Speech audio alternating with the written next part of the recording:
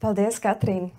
Jā, no tiesas. Latvijā 2016. gadā medijus pāršalca šoka vilnis, ieraugot kadrus no Latvijas fermām, kurās tiek turēts dējēju vistas. Un gan video un fotokadri ir ļoti līdzīgi tiem, ko mēs redzam šeit te fonā. Šodien Latvijā ir teju 2 reizes vairāk dējēju vistu nekā ir cilvēki, un 68% no tām joprojām atrodas sprostos. Un, lai gan šis skaits gadu no gadu samazinās, tas joprojām ir ļoti liels. Nu, ja mēs iztēlojamies, ka mēs šeit esam 4, tad tās būtu apmēram 8 vistiņas šeit mums priekšā, no kurām 6, 7 joprojām dzīvot šādos te līdzīgos apstākļos. Daudziem cilvēkiem un uzņēmumiem tas nebija pieņemami, un viņi nolēma rīkoties. Latvijā jau apmēram 80 uzņēmumi ir paziņojuši, un tāpat kā teju 2000 uzņēmumu visā Eiropas Savienībā, ka viņi vēlas pārtraukt sprostos dētu olu izmantošanu savā komercdarbībā. Tāpat kā arī šie te mūsu sarunas viesi, kuriem mēs šodien tad pārunāsim, kā tad Latvijā sokas ar šo te pāreju prom no sprostiem. Ļaujiet man jūs iepazīstināt. Mums ir Hermanis Dogijs, Alūksnes putnu fermas izpilddirektors. Sveiki, Herman! Tad mums ir Linda Jākopsone, Rimī Baltika kategoriju vadības direktore. Sveika, Rimī! Linda, atvainojies. Sveika, Linda! Var arī Rimī. Un arī Laura Bagātā, Orkla Latvija komunikācijas vadītāja. Sveika, Laura! Un es jūs aicināšu runāt mikrofonā, tad, kad pienāks tas brīdis. Un tāpat arī pēc mirkļa mums pievienosies Toms Auškāps, Baltikovo valdes loceklis. Nu, lūk, un visu pirmām kārtām es vēlējos vaicāt jums, kāpēc jūs pieņēmāt arī lēmumu atvadīties no sprostos dētām olām savā darbībā. Un pirmām kārtām vaicāšu Lindai, jo Rimī bija viens no pirmajiem lielajiem uzņēmumiem Latvijā, kurš jau 2017. gadā publiski paziņoja par šo te atteikšanos, pakāpenisko atteikšanos no sprostu dētu olu tirdzniecības. Tas būs. Jā, Rimī veikalu plauktos mums ir vairāki 10 000 produkti. Tajā skaitā, protams, daudz produkti, kuri ir dzīvnieku izcelsmes. Nu, piemēram, olas, gaļa, zivis. Un Rimī mums vienmēr ir rūpējusi dzīvnieku labturība. Un līdzīgi kā dzīvnieku brīvība aktīvisti, arī mēs redzam, ka dzīvniekiem ir jādzīvo iespējami dabiskos apstākļos, un mūsu uzņēmumam rūp, lai dzīvniekiem netiktu nodarītas nevajadzīgas ciešanas. Tāpēc mums likās tikai loģiski, ka mēs varam pievienoties šai iniciatīvai par olām, kuras ir dētas ārpus sprostiem. Un no 2018. gada esam izteikuši apņemšanos, ka Rimī vēlas šo sasniegt. Paldies! Laura, varbūt kā Orkla, kas viens no lielākajiem ražotājiem Latvijā, kā jums, vai arī tas ir tāds ētiskie apsvērumi, vai varbūt jūs redzējāt kādu biznesa ieguvumu vai kādu citu apsvērumu, kāpēc jūs pieņēmāt šo te politiku? Nu, jāsaka, ka Orkla Latvija viens no galvenajiem stūrakmeņiem vispār veiksmīgai ražošanai ir tieši ilgtspēja. Tāpēc jau gadiem mums ir izstrādāta ilgtspējas stratēģija, kura ir izstrādāta nevis tikai, lai viņa būtu uz papīra, bet lai mēs viņu tiešām realitātē arī sasniegtu šos nosprostos mērķus. Un viens no šiem mērķiem ir tieši arī dzīvnieku labbūtība, kas skar arī tajā pašā laikā izēvielu kvalitāti un visus pārējos izrietošos faktorus. Līdz ar to, protams, arī mēs nonācām līdz tam, kad vienam no mūsu zīmoliem, Spilvai, kas ir burtiski tiešām katrās mājās, katrā leduskapī atrodams bezmazliet produkts, kad mēs Spilvas produktu ražošanā izmantojam no sprostiem brīvo vistu olas.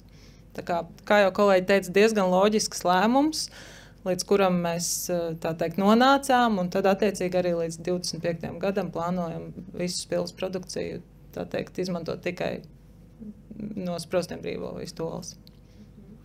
Lieliski, Hermani, Kāpēc Alūksnes putnu ferma? Jums ir arī pēdējos gados veicat lielas investīcijas pareizi, lai atbrīvotos no sprostu sistēmām. Kāpēc? Jā, sākšu ar to, ka mēs tiešām šobrīd esam laikam pirmajā vietā no visiem Baltijas ražotājiem. Mums jau šobrīd ir 60% ārpus sprostu sistēmas. Un 17. gadā, kad mēs pirmo reizi tikamies ar dzīvnieku brīvību, uz to brīdi mums bija 100% sprosti. Jā. Līdz ar to no mūsu puses tā transformācija notiek. Mēs arī šobrīd investējam tikai un vienīgi uz ārpus sprostu sistēmām. Kāpēc? Droši vien, ka daļai arī sabiedrības spiediens, 100% arī, jo mūsu klientu vēlme ir saņemt olas, kur ir, kā lai saka, vislabākā labturība vistam. Un arī mūsu izpratnē, jo mēs esam pirmie, kas ir ieinteresēti, lai vista ir veselīga, lai viņa ir laimīga, lai viņa ir labi dzīves apstākļi, līdz ar to viņa dēļ visvairāk olu. Sveiki, Tom! Baltikovā valdes loceklis Toms Oškāvs.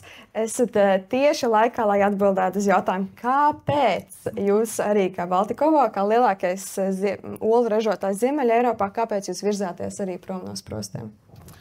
Labdien visiem! Un es ļoti atvainojos, arī es esmu cilvēks. Nokavēju nedaudz, bet laikam atbild ir vienkārši cits izvēles nav, citu variantu nav, citu nākotnes neredzu. Tas ir vienīgais ceļš. Manuprāt, jau Eiropā un vispār sabiedrībā šī ideja jau ir, manuprāt, jau nosakņojusies. Un mēs reizēm, ja mēs runājam par nākotnes vispār attīstības, es tiešām nezinu vairs, kurš no ražotājiem vispār izskata iespēja pie kaut kādas jaunas būvniecības izskatīt sprostu iekārtas. Līdz ar to man prieks par to, ka tas ir jautājums tikai kamēr, cik ilgi tas paņems laiku šai pārējai.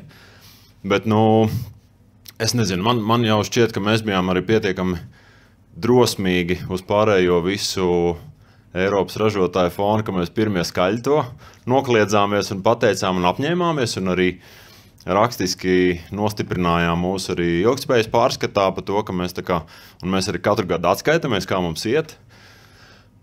Man šķiet, jā, ka tas ir arī viens no ilgtspējas domāšanas veidiem.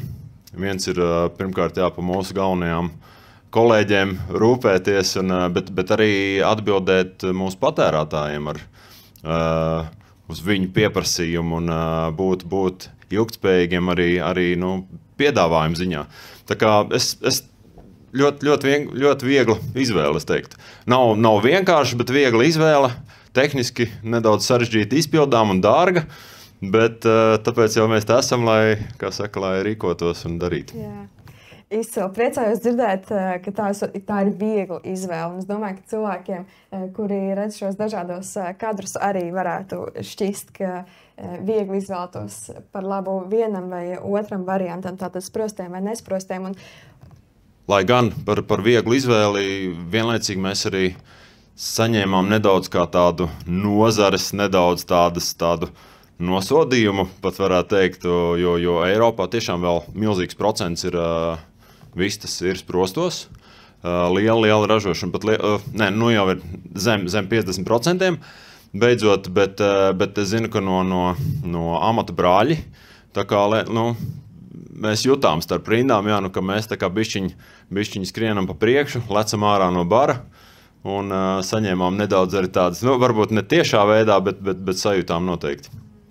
Jā, tāpēc man šeit jau īpaši var jūs apsveikt, jo tiešām Baltikovā 2020. gada ziemā skaidri publicēja to, ka pilnībā pāriet, pakāpeniski atsakās no dējēvis turēšanas sprostās ar pārējais periodu līdz 27. gadam. Es domāju, ka arī daudz klātesošie spilgti atcerās šo dienu kā lielu panākumu un progresu dzīvnieku labā. Tā kā paldies liels par to. Varbūt varat ieskicēt, kā ir veicies līdz šim. Esam tātad 24. gada vasarā šobrīd. Tas būtu tāds jautājums visiem. Kā jums ir gājis līdz šim, kopš jūs pieņēmāt šo te lēmumu, ka sprosti jāatstāja pagātnē? Es varu dot varbūt kādam, un es pēc tam papildināšu. Jā, gribu teikt, ka šis ceļš nav bijis viegls un aizvien ir izaicinājumiem pilns, jo, ja skatāmies Eiropas komisijas pēdējos datus, tad Baltijas valstis vistu labturības ziņā ir diezgan apakšējā topā. Latvijā mums aizvien 70% dējē vistu dzīvo sprostos un Igaunijā, Lietuvā tie ir pat 80%.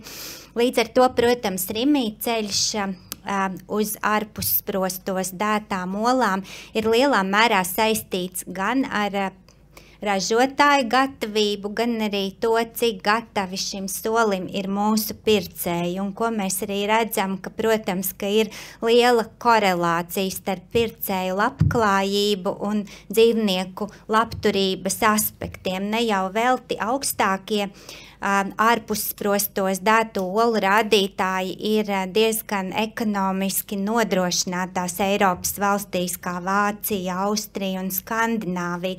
Tomēr man gribas būt optimistei, un es redzu, ka mūsu pircēji aizvien vairāk vēlas iegādāties olas, kuras ir ražotas dzīvniekiem draudzīgā veidā. Tāpēc es ticu, ka mēs savu apņemšanos sasniegsim.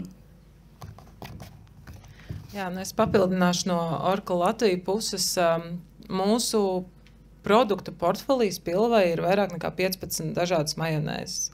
Un majonēžu ražošanā nešaubīgi olas ir viena no galvenajām izēvielām. Un tad līdz tam, lai nonāktu, kad mēs darām, mēs vairs neizmantojam sprostos dētās olas, bet izmantojam jau no sprostiem brīvo vistu olas, tad tas arī nenotiek tā, ka vienā dienā hops un mēs darām, bet tie apsvērumi bija dažādi. Viens nešaubīgi ir šī dzīvnieku labturība, šie mūsu ilgtspējas mērķi līdz 25. gadam vairs neizmantot sprostos dētās olas.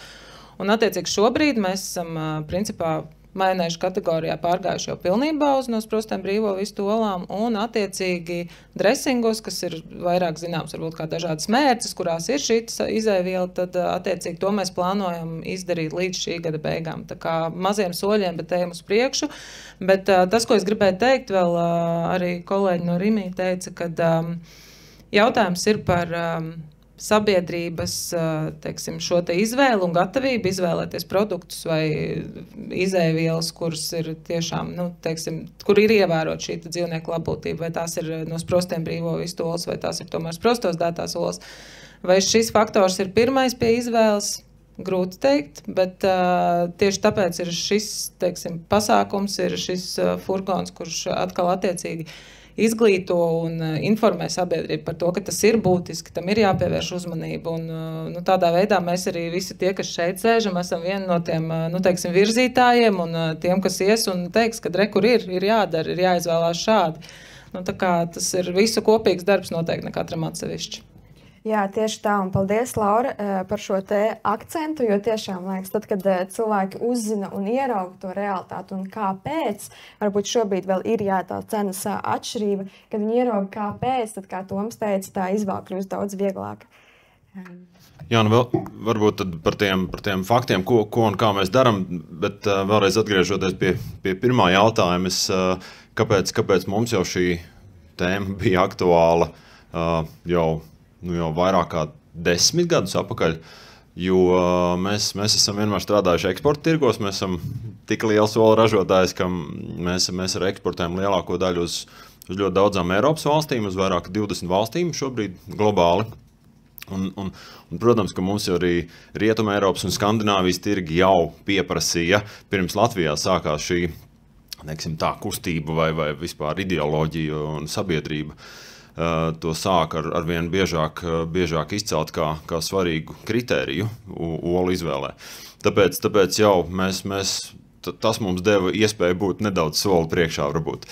Bet, ja tā varbūt jautājums bija par to, kādas rīcības, ko mēs esam darījuši un ko mēs plānojam darīt, tad šobrīd tas mūsu laikam pirmais lielais pieteikums bija, kad mēs uzsākām trīs lielu ārpussprostu novietņu, katrā 150,000 putnu vietas šādu milzīgu kompleksu izveidi. Jaunas, modernas, mūsdienīgas iekārtas putniem, kur brīvi pārvietoties paralēli. Mēs, protams, rūpējamies par to, lai arī jaunputni tiktu audzēti un audzināti ārpus sprosta apstākļos jau no pirmās dienas. Un, attiecīgi, uz katrām 3 dējevistu novietnēm nepieciešama viena jaunputnu novietne, kur mēs spējam izaudzēt un izaudzināt gan priekš mūsu kūtī turētām vistām, gan arī brīvos apstākļos, jo mums šobrīd ir jau arī Vilcē, Madonā un Daugavpilī. Daugavpili mēs pilnībā esam transformējuši arī uz brīvo vistu novietnēm. Ne pilnībā, ne, 2 no novietnēm attiecīgi jau ir pārpa 100 000, tuvojamies 100 000. Mēs precizēt brīvo vai ārpus sprosta? Brīvo. Lieliski, brīvais tas būtu pirmās kategorijas. Iecavā mēs fokusējamies uz ārpus sprosta vai kūtī, uz 2. numuru olu ražošanu, un savukārt no biorisku viedokļa brīvo vistu novietnes mēs sākām ar Madonas struktūras transformāciju, pēc tam mēs iegādājāmies novietni pamestas kūtis Vilcē, kur mums ir tagad arī 20 000 brīvo vistu novietni ar 8 hektāriem, kur viņām ganīties, jo ir nepieciešami 4 kvadrātmetri vienam putnam atvēlēt ganības, un tāda tikko arī 40 000 mums ir Daugavpilī, kur ir 16 hektāri atvēlēti putniem, kur skraidīt jau pa zālīti. Nu tā, bet un šobrīd tikko arī priecīgas ziņas ir, mēs esam burtiski tikko jūnijā saņēmuši finansējumu, apstiprinājumu, ka finansējums būs. Mēs sākam jau būvēt nākamās 3 lielizmēra ārpus sprosta novietnes Iecavā. Plāni ir lieli, grandiozi, tā kā, un nesen bija arī laba ziņas, ka mēs iegādājāmies vien pamestas fermas Igaunijā. Arī tur mūsu Igauni ar lielu prieku uzņem, jo tur mēs arī būvēsim, modernizēsim uz brīvo vistu novietni. Tāpat tās ar Lietuvā notiek lieli darbi, tā kā straujiem soļiem tuvojamies savam mērķim. Jā. Lieliski prieks dzirdēt, ka tiek spērts vēl viens nākamais solis. Tas ir ne tikai ārpus sprostēm, kas būtu kūts sistēmās turēt dējai visas, bet jau brīvajos apstākļos, kas vēl, un tad vairs ir tikai bioloģiskais, vēl tas pēdējais solis. Un līdz ar to prieks dzirdēt, ka ir vēl ar skatu tā tiešām tālāk vēl nākotnē. Ja drīkst, par bioloģiskām olām arī viss ir kārtībā. Tur mēs sadarbojamies ar vietējām bioloģiskām saimniecībām, kuriem mēs palīdzam izplatīt šo produktu, jo mums ir ļoti labas attiecības ar visiem Latvijas tīkliem, tirdzniecības tīkliem, un attiecīgi mēs esam tas posms, lai pirmkārt mēs nodrošinam sev pilnu portfeli, pilnu produktu grozu ar olām, un attiecīgi palīdzam arī mazajām bioloģiskajām zemnieku saimniecībām izrauties ne tikai Latvijas veikalu tīklos, bet arī eksportēt. Jo arī tur ir tādas nianses, gan tehniskas, gan juridiskas, ka zem viena jumta nedrīkst būt konvencionāla un bioloģiska saimniecība, tām ir jābūt nošķirtām saimniecībām. Tā.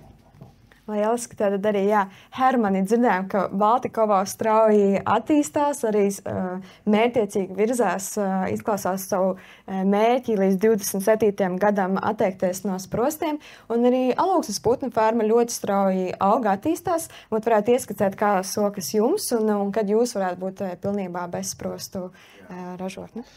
Atbildot uz jūsu jautājumu, varbūt sākšu ar šobrīd iniciatīvu no Rimi puses, kas nāk, jo mēs esam viena grupā, un tiešām skatāmies, un domājam, kā labāk nodrošināt Rimi ar ārpus sprostu olām, un pats Rimi ļoti detalizēti izplānoja savu transformāciju, pārējo, un pa lielam tas ir apmēram process, kas aizņem 1 gadu kopumā. Pilnīgai pārējai, tas ir 1 gadu? Vai... Vismaz. Jūs varat iedomāties, ka vienkārši nomainīt olas, teiksim, tā sprosti pret ārpus sprostiem, tādam tīklam kā Rimi tas aizņem 1 gadu.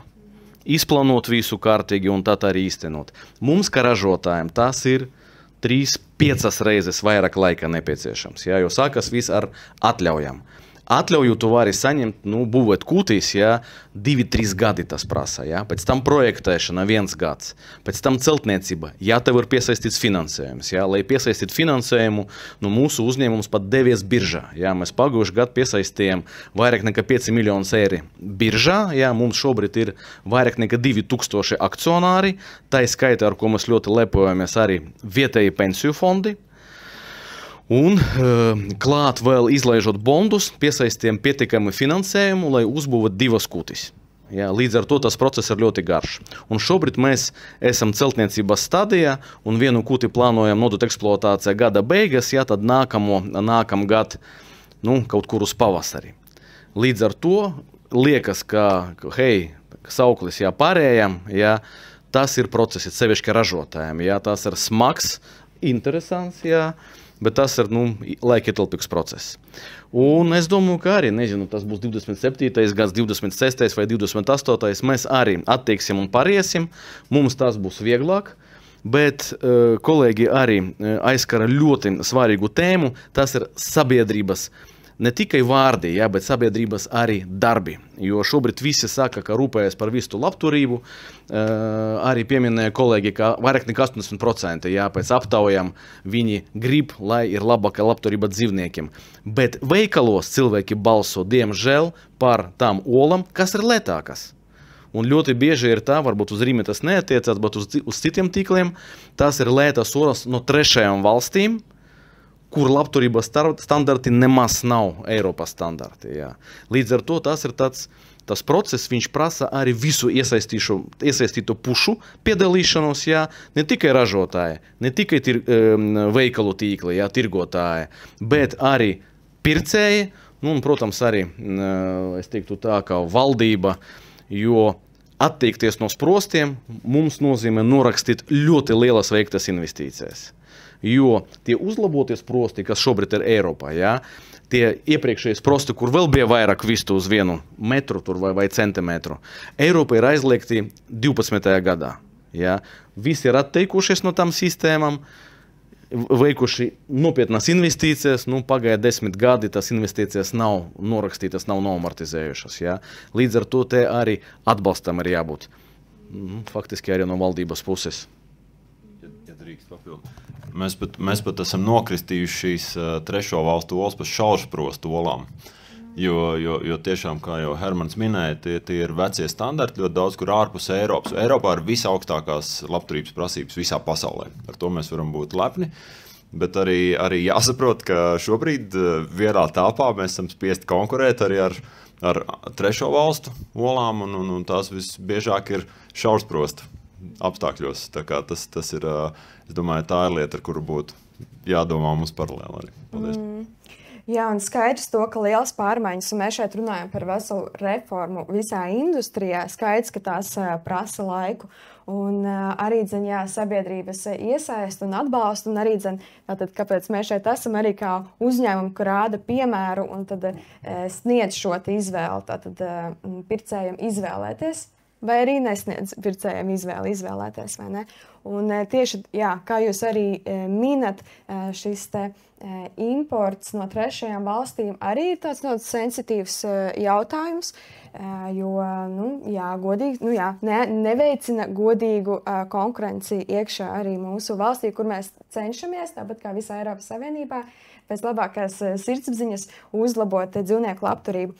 Bet, kā jūs arī minējāt, tas ir zināmā mērā tāds politisks jautājums. Varbūt ir kaut kas tāds, ko jūs vēlētos sagaidīt no zemkopības ministrijas, kādu rīcību šajā jautājumā, lai risinātu šo jautājumu? Es domāju, ka nav nemaz tālu jāmeklē atbildes. Ir citas Eiropas valstis, kuras pirmkārt atbalsta finansiāli pārēju no sprostiem, jo tas ir investīcijas. Tas ir ļoti bieži tie ir gadījumi, ka ir jāiznīcina kaut kas, jājauc nost kaut kas, kas vēl nav noamortizēts, par ko vēl tiek maksāti banku procenti. Tā kā tā ir tomēr, galā mēs esam uzņēmēji, un mums par to ir jādomā. Un mēs nevaram arī vieglprātīgi pret to attiekties, vai ne? Mēs bieži vien uz to balstās, tāpēc mēs arī, kāpēc mēs zinām, ka lielais vairums Eiropā atteiksies no sprostu olu patēriņa vai tirdzniecības no 25. gada. Bet mēs nekautrējamies teikt, ka mēs runājam par 26, 27. gadu, jo mēs nevaram būt bezatbildīgi pret mūsu kreditoriem, arī pret sabiedrību vispār, jo ļoti, ļoti iespējams, ka tas var novest arī uzņēmumu uz kaut kāda sliekšņa nevēlama. Tāpēc par to ir jādomā. Mēs jau šobrīd plānojam, kā eksportēt sprostolas, joprojām, kamēr šīs iekārtas, tas ir šis minētais 26, 27. gads. Tā kā, tās ir lietas, ko tātad pirmkārt atbalsta instrumenti, kā palīdzēt tikt šim finansiālajam izaicinājumam pāri.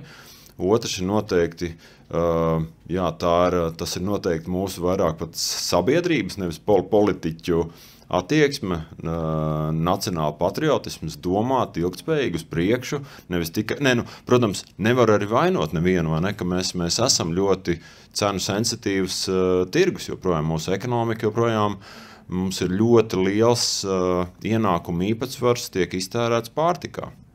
Nesalīdzinām, man nav pēdējie statistikas dati, bet Baltijā milzīgs, teiksim tā, no mūsu ģimeņu ieņēmumiem tiek tērēt tieši pārtikā, un tāpēc nav arī brīnums. Citur pārtika ir tāds krietni mazāks procents no maciņa. Droši vien, ka kādu laiku atpakaļ es kaut ko citu teiktu, bet šodien es tiešām varu uzslavot Zemkopības ministriju. Mēs esam uzklausīti, un faktiski Zemkopības ministrija reaģē, un bija vairāki atbalsta instrumenti gan Covid laika, gan arī, teiksim tā, kara skartajiem uzņēmumiem. Un šobrīd arī viņi izprot situāciju, un mums ar viņiem ir reāls dialogs, kā teiksim tā, arī viņi no savas puses varētu to transformāciju padarīt vieglāku, un ātrāku. Tā skaitā arī izsnāt arī šo importu jautājumu. Īstenībā tā ir visas Eiropas nostāja, un droši vien, ka vienai pašai Latvijai grūti kaut ko izdomāt, un darīt savādāk nekā visa pārējā Eiropā, bet es domāju, ka arī viņi tur roku uz puls, jo mēs regulāri par to runājam, jo nav noslēpums, ka visa mūsu Eiropa ir kaut kā 350 miljoni cilvēku. Viss tas ar citu ir apmēram 400 miljoni. Visā Eiropā. Bet tas imports, par ko mēs runājam, praktiski 1/3 daļa ienāk Baltijā, kur dzīvo tikai 7 miljoni. Līdz ar to priekš pārējais Eiropas, tā nav tik liela problēma, es varu teikt, ka tieši priekš Baltijas. Līdz ar to, mīļie draugi, atbalstīsim vietējos ražotājus, kuri cenšas arī īpaši piedāvāt pie dzīvnieku labturības. Un tā skaitā Rimi jau, ja nemaldos, vairāk kā 60% sortimenta ir arī ārpus sprostiem dētas olas, pareizi. Un varbūt Linda varētu ieskicēt, kādas vēl jums ir vai plāni, vai jau iniciatīvas, lai palīdzētu arī nodrošināt šo pārēju. Jā, tad mēs turpināsim strādāt pie tā, lai mūsu plauktos šī ārpussprostu olu daļa turpinātu pieaugt. Mums ir plāni ar privātās preču zīmes produktiem. Mēs mainīsim dizainus, lai pircējiem būtu skaidrāk, kuras olas tad ir ārpussprostiem dētas un kuras nav. Veiksim pircējus izglītojošas aktivitātes. Un gribu arī pateikt, ka Rimī mēs jau esam ieviesuši pirmos veikalus, kuros mēs vispār vairs netirgojam sprostu olas. Un tāpat no šī gada mēs strādājam pie dzīvnieku labturības politikas, kas ir iekšējs dokuments, kurā Rimī izklāstam savu pozīciju, kādas prasības un rekomendācijas mūsu piegādātājiem redzam katrā kategorijā. Un, ja mēs runājam par olu kategoriju, tad dzīvnieku labturības politika paredz, ka Rimī pirks ārpussprostiem dētas olas. Lieliski. Vai jūs varbūt arī paredzat nākotnē arī atteikties no sprostos dētolu izmantošanas savās privātajās preču zīmēs, produktos, ko jūs paši ražojat? Domāju, ka mēs noteikti nonāksim pie tā, jo šobrīd mēs apzinām, kādas ir produktu sastāvdaļas, bet te ir jāsaprot, ka, ja mēs runājam par, piemēram, produktiem, kuri ir mūsu kulinārijā, tad sprostos dēto olu īpatsvars ir salīdzinoši ļoti, ļoti mazs. Ja? Tā kā, ja mēs atrisināsim kopumā jau kategorijas pārēju, tad tas jau būs krietni vieglāks darbs. Lieliski prieks arī to dzirdēt. Un, Linda, varbūt kādi Orklai vai piedošana, Laura. Kādi Orkla Latvija vēl ir plāni? Mēs dzirdējām par spilvas majonēzēm un arī dažādām mērcēm.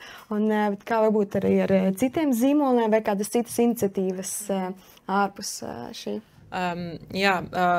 Noteikti spilva būs tas zīmols, kurā visizteiktāk būs šīs olu izmantošanas sastāvdaļās, bet šobrīd, piemēram, mēs esam sākuši arī izmantot zīmolu Laima Zefīra ražošanā, arī tieši tāpat sastāvdaļās ir olas, un tad attiecīgi arī Zefīra ražošanā mēs esam nu pat tikko sākuši arī izmantot principā no sprostiem brīvo vistu olas, tā kā arī tas ir, tā teikt, maziem soļiem, protams, tur ir jāskatās līdzi, tas ir ražošanas process, tās ir receptūras, tas ir daudz dažādi faktori, kas var ietekmēt kaut kādas reakcijas produktos, bet maziem soļiem uz priekšu noteikti mēs arī no savas puses turpināsim, tā teikt, informēt sabiedrību par to, kāpēc tas ir būtiski un stāstīt par to, ko mēs darām.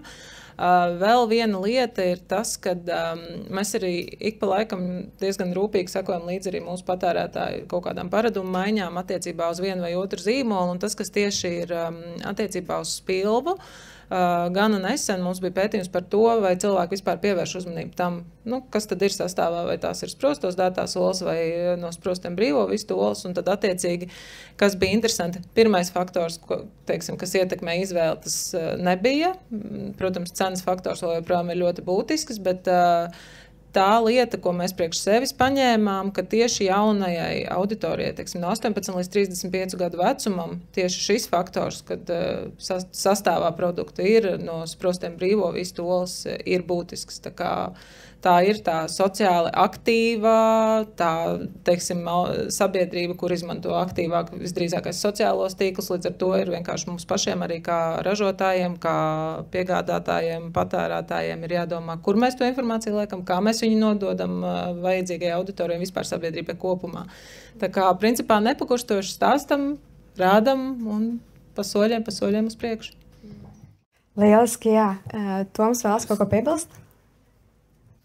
Jā, tas, ko es vēlējos varbūt izskaidrot nedaudz dziļāk, paldies dāmām par šo skaidrojumu, bet ir tāda no ražotāja perspektīvas un arī no piedāvājuma pieprasījuma tieši par šiem šķidriem olu produktiem, par pulveriem, par vārītām olām.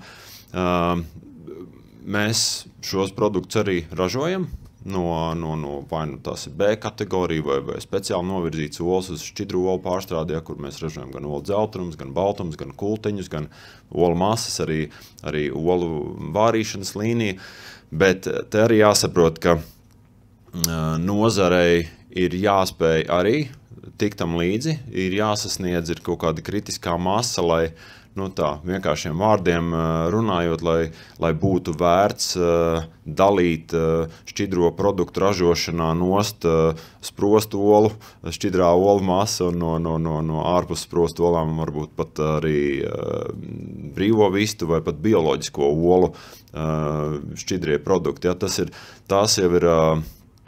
tā ir nākotne, bet ko es gribēju izcelt, ka tas ies roku rokā arī ar šīs kritiskās masas kaut kādu to mēroga sasniegšanu, jo mums kā ražotājiem arī ir, protams, ka katra kaut kāda pasterizācijas partija, viņa ir kaut kāds minimālie apjomi, kas arī vienkārši šobrīd, pateicoties tam, ka mēs jau esam sasnieguši šo, jā, mēs jau varam piedāvāt mūsu klientiem arī ārpus sprosta šķidros olu produktus, ārpus sprosta vārītās olas, bet vēl nevaram piedāvāt brīvo vistu šķidros produktus. Ja? Tā kā tas ir, es negribu pats skriet pa priekšu notikumiem, vienkārši, lai būtu izpratne sabiedrībā, ka tam arī jānotiek ir pakāpeniski, kad veikalu plauktos tiks sasniegts līdzsvars vai balans vai pārsvars, tad arī tas mums radīs loģiski, ka arī to kritisko apjomu, lai mēs varētu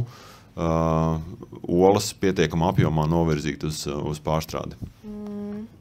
Jā, paldies par šo precizējumu, jo tiešām runa nav tikai par olām čaumalās, kā mēs esam pieraduši to redzēt, bet arī par dažādiem pulveriem un šķidriem olu maisījumiem, kurus izmanto dažādi pārtikas ražotāji, ne tikai Oracle, bet arī, piemēram, Food Union un Latvijas pārtikas ražotājs nesen, tāpat kā daudzi citi, ir arī apņēmušies pārtraukt šo sprostos dēto olu produktu izmantošanu. Un tātad mēs arī noteikti paredzam, ka arvien vairāk un vairāk uzņēmumi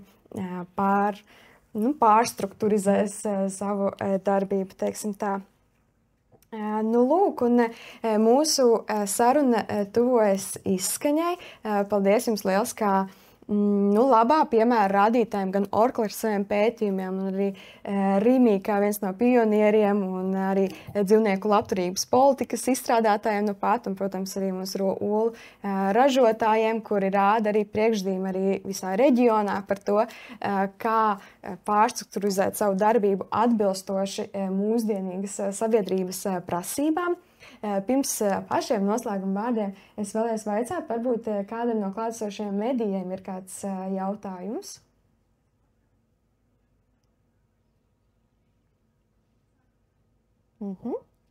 Paldies! Un tad varbūt jums ir kāda noslēguma vārdi, kāds varbūt iedrošinājums vai kāda ceļa kārta citiem uzņēmējiem Latvijā vai arī saviem klientiem Latvijas sabiedrībai. Mikrofons pie manis. Neko, es gribēju teikt paldies. Paldies dzīvnieku brīvībai par krietnu darbu, par svarīgu darbu dzīvnieku labā. Paldies arī klātesošajiem par krietnu un pareizu, manuprāt, rīcību, kas ir ilgtspējīga no vairākiem aspektiem. Bet vienlaicīgi es aicinu, es aicinu saprast, sapratni visos līmeņos. Protams, mums ir jāsaprot arī vistiņas pašas, kā viņas jūtās. Mums jāsaprot ir uzņēmēji, mums jāsaprot patērētāji pirktspēja, tehnoloģiskās iespējas, finanšu iespējas, to visu vienkārši es aicinu būt kritiski domājošiem, bet, protams, tā visu uzņēmēju darbība ir tāda balansēšana starp ieinteresētajām pusēm. Un daram, ko varam. Tā kā, lai viss tām brīvāk nākotni. Paldies.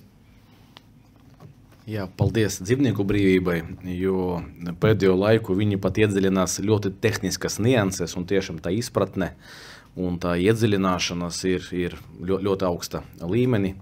Paldies mūsu arī pircējiem. Vienīgais no manas puses tiešām, ka lai tie plāni, viņi arī iztenojas, jo gadījumā kāds tīkls, kāds pircējs pārdomās, teiksim tā, pirkt tās olas no ārpus prosto dētas olas, mums būs čau. Jo mēs tiešām ejam līdzi, mēģinam atbalstīt, zinām, ka ir pieprasījums un sekojam tam līdzi.